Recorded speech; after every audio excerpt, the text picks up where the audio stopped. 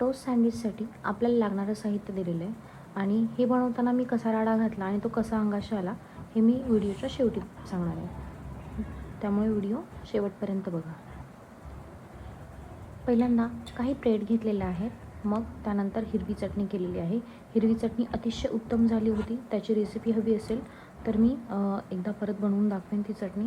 नंतर tomato sauce लावायचा आहे. नंतर याच्यावरती काकडीचे स्लायसेस ठेवायचे आहेत. नंतर टोमॅटो, कांदा आणि बटाट्याचे काप ठेवून मग त्याच्यावरती मीठ आणि चाट मसाल्याने त्याला सजवायचं आहे. आता हिरवी चटणी मी कशी बनवली हे मी थोडक्यात सांगते.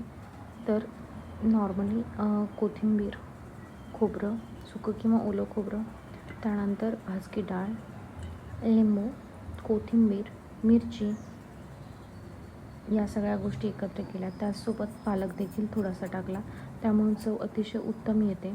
त्याचबरोबर शेंगदाण्याचा कूट देखील थोडासा टाकला. तर तुम्हीही नक्की ही चटणी ट्राय करून बघा, तुम्हालाही नक्की आवडेल.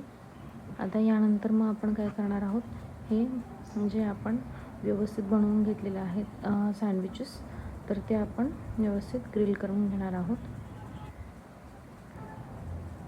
चाट मसाला ॲड केलेला आहे आता याच्यामध्ये. आता हे झालेलं आहे आपलं रेडी. आता आपण याला टोस्ट करणार आहोत. त्यासाठी पहिल्यांदा आपण टोस्टरमध्ये तूप टाकायचं आहे थोडंसं आणि ग्रीस करून घ्यायचं दोन्ही बाजूने.